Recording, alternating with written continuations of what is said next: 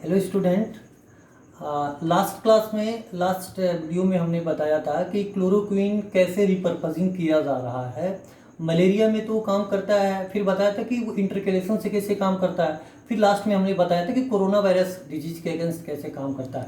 अब corona virus disease चूंकि हम क्लोरोक्विन पढ़ा रहे हैं बेटा, तब हम उसको बता दे रहे हैं कि वो हाइड्रोक्सी क्लोरोक्विन। तो फिर हम वीडियो के माध्यम से तुम लोगों को फिर बताना चाहते हैं कि हाइड्रोक्सी क्लोरोक्विन जो है, यहाँ से ये क्लोरोक्विन है। अब क्लोरोक्विन यहाँ पे क्लोरीन रहता ही है। अब यहाँ पे बस OH लगा रहेगा तो ये हाइड्रोक्सी क्लोरोक्विन हो जाएगा। क्या हो जाएगा? Hydroxy chloroquine. तो ये सारे मैकेनिज्म को तुम फॉलो कर रहे हो कि मतलब ये severe acute respiratory syndrome corona virus 2 से होगा, और एन एसिटाइल ग्लूकोसामिन एपिमरेज 2 या 2 एपिमरेज जो क्विनिन रिडक्टेज के प्रेजेंस में सैलिक एसिड बनेगा। और सैलिक एसिड एक मोनोसेकेराइड शुगर है जो ग्लाइकोसाइलेटेड जो मेम्ब्रेन में पाया जाता है, हम लोगों के प्लाज्मा मेम्ब्रेन में पाया जाता है। अब मेम्ब्रेन में पाया जाने के बाद उस मेम्ब्रेन में जो पाया जाता है, उस मेम्ब्रेन में जहां भी पाया जाता है उसका नाम है transmembrane serine protease 2, TMPRSS2। Okay, अब यही बनाता है एंजियोटेंसिन कन्वर्टिंग एंजाइम जो 2 है, जो जिससे जा करके ये सेवियर एक्यूट रेस्पिरेटरी सिंड्रोम यही बताते हैं ना, SARS severe acute respiratory syndrome corona virus 2। तो इसी से जाकर के वो बाइंड होता है। अब देखो, अब ये जो बार बार बात हो रही है कि कई सारी चीज़ें में बात लोगों से हो रहा है, बताया जा रहा है कि कोरोना वायरस में ड्राई कफ आ जाता है, कोरोना वायरस में ड्राई कफ आ जाता है। तो तुम लोग पढ़े होगे कि जैसे एंजियोटेंसिन 1 बताया होगा क्लास में तुम लोगों को, रेनिन एंजियोटेंसिन सिस्टम रास में। तो एंजियोटेंसिन 1, एंजियोटेंसिन 2, एंजियोटेंसिन 3। अब इसमें एंजियोटेंसिन जो कन्वर्टिंग एंजाइम होता है, ये एंजियोटेंसिन कन्वर्टिंग एंजाइम केवल एंजियोटेंसिन 1 और 2 के लिए नहीं है, ये इधर ब्रेडिकाइनिन को भी, क्या नाम है इसका? ब्रेडिकाइनिन को भी ये रोकता है। लेकिन जैसे ही हम यहाँ पे एनालप्रिल, लिस्नोप्रिल और ये सब ड्रग दे देते हैं, जैसे हम ये सब ड्रग दे देते हैं, तो ये सब ड्रग देने से एंजियोटेंसिन का तो आगे का मेटाबॉलिज्म रुक ही जाता है। और यही एंजियोटेंसिन केवल इसी में नहीं है, ये ब्रेडिकाइनिन का भी ब्रेक डाउन करता है। किसका ब्रेक डाउन करता है? ब्रेडिकाइनिन का।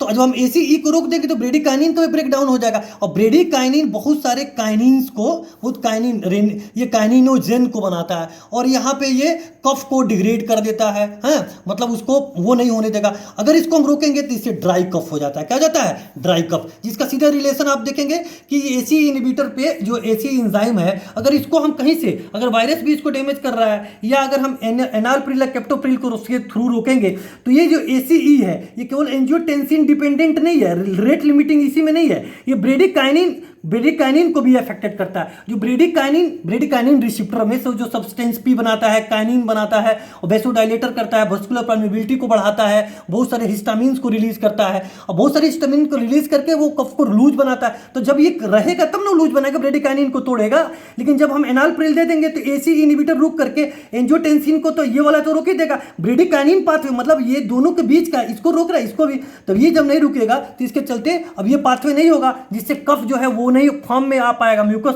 जो है लूज नहीं हो पाएगा, और वो ड्राई कफ के फॉर्म में आ जाता है। तो इसी के कारण अगर ACE पे अगर हम टारगेट कर रहे हैं, ACE पे अगर हम टारगेट करेंगे तो इसके चलते ड्राई कफ आएगा जो कोरोना वायरस में आएगा। अब नेक्स्ट बात, जो बार बार भाषण तुम लोग सुन रहे हो, जैसे B फार्म कर रहे हो, तो MBBS BDS B फार्म लड़के ये सब जानना चाहिए कि कोई भी चीज बताया जा रहा है ड्राई कफ कहीं से नहीं आ जाएगा, कोई कुछ भी नहीं बोल देगा। आप इसको समझिए कि ड्राई कफ क्यों हो रहा है, ब्रेडिकाइनिन के चलते हो रहा है। दूसरी बात, ACE रिसेप्टर इसके चलते हो रहा है। अब ये बार बार बात हो रही है कि हार्ट वाली डिजीज को, और जो डायबिटीज है या जिनको हाइपरटेंशन है, उनको ज्यादा चांस है कोरोना वायरस होने की। तो थोड़ा देख लेते हैं क्यों कोरोना वायरस की चांस ज्यादा है।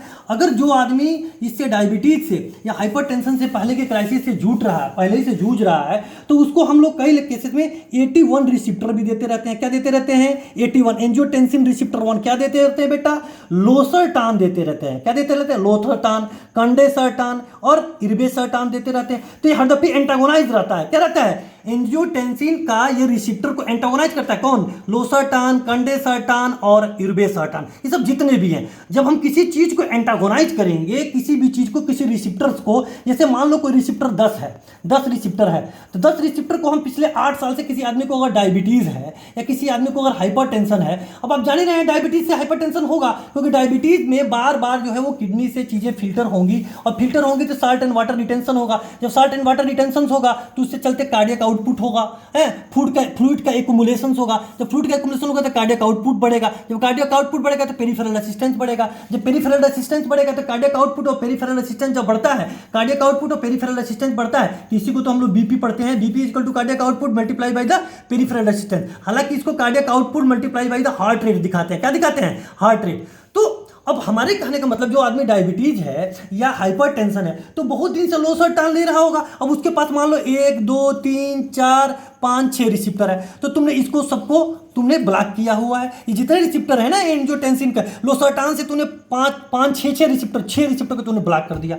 तो बॉडी में कुछ मैकेनिज्म होता है, जो काम ये पहले रिसिप्टर कर रहा है अब इसको हम ब्लॉक कर देंगे तो ये हर दफे एक रचनात्मक चेंजिंग करेगा। सेल रचनात्मक चेंजिंग मतलब कॉन्स्टिट्यूटिव एक्टिवेशन करेगा। क्या करेगा? कॉन्स्टिट्यूटिव मतलब एक रचनात्मक चेंजिंग करेगा। रचनात्मक चेंजिंग करेगा मतलब ये 6 रिसिप्टर ही पहले था जेनेटिकली, लेकिन अब इसको बारंबार बहुत दिन से आप ब्लॉक किए 8 साल से, तो क्या करेगा? इसके बगल में रिसिप्टर बनाने की कोशिश करेगा। बगल में रिसिप्टर बनाने की कोशिश करेगा मतलब 5 से ज्यादा रिसिप्टर उसके पास होगा, 10 होगा, फिर ड्रग देंगे 10 का 10 ब्लॉक हो जाएगा। अब जिस आदमी में पहले ही से ये रिसिप्टर ज्यादा है, एंजियोटेंसिन रिसिप्टर ज्यादा है, एंजियोटेंसिन रिसिप्टर पहले से ज्यादा, तो उस आदमी में तो ऐसे ही ज्यादा चांस हो गया। किसका?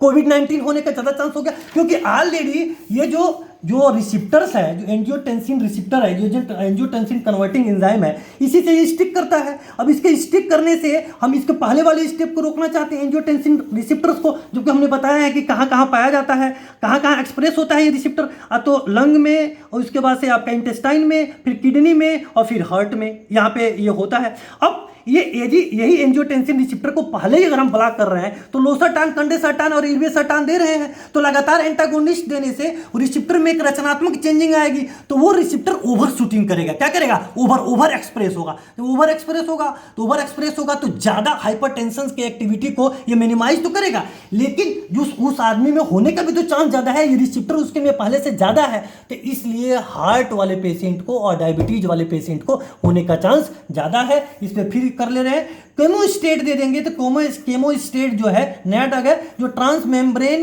सेरीन प्रोटीएज 2 को रोक देगा और एंजियोटेंसिन रिसिप्टर को ब्लॉक कर सकता है। कौन? क्लोरोक्विन। और क्लोरोक्विन यहां पर रिडक्टेज को भी रोक देगा, जिससे सैलिक एसिड नहीं बनेगा। नेक्स्ट लेक्चर में अब हम बताएंगे mechanism of action of protein synthesis inhibitor. हो गया।